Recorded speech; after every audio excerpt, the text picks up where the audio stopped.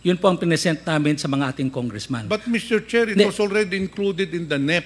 Paano mawawala yun? Ang nangyari po, Mr. Chair, ganito. Nung paglabas po ng General Appropriations Bill, yung 19.7 naging 24.7 billion, pero yung 14.7 billion nagkaroon po ng Annex A. In other words, these are the projects identified by the various congressmen. So, yung aming 15.1 nawala. So, since nawala siya, ang una namin ginawa, yung lahat ng may malalaking allocation na 100 million pataas, yun ang una namin kinat para ma-allocate sa mga maliliit. So, yung aming 15.1 at the time naging 5.8 billion na lamang, lumiit po ng husto. So, Mr. Chair, in short, you took it upon yourself to cut the budget without notifying the congressmen. Sabi mo kanina, may mga identification mga congressmen. You took it upon yourself, being the head of the SIF, to cut the budgets of the different proposed school buildings. Ganun ba?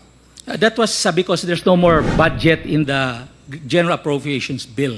We had to cut for that everybody will also be allocated. So how did you decide, Mr. Chair, kung anong kapuputuloy, anong tatanggalin doon, anong bibigyan? Well, ang decision lang muna is tanggalin yung mga malalaki, which is yung mga 100 million pataas, 80 million taas. Because, Mr. Chair, as I already mentioned, the policy was really to go multi-story.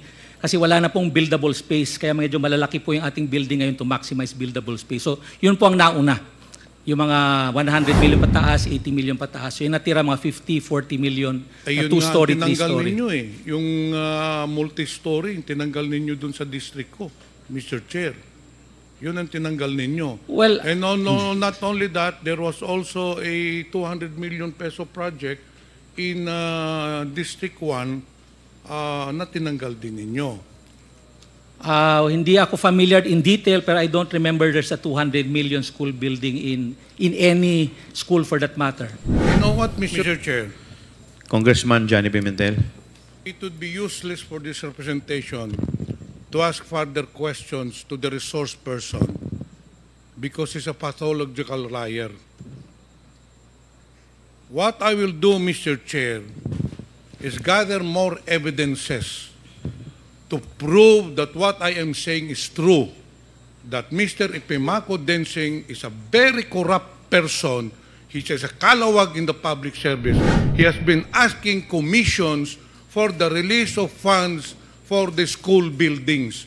Papatunayan ko po yan sa next hearing. I'll gather more informations. Ito pa lang sasabihin ko sa iyo, Mr. Densing. Dapat wag ka nang bumalik sa gobyerno. The government does not need your kind. You are a very corrupt person making your position to your advantage. Yun lang po, Mr. Chair.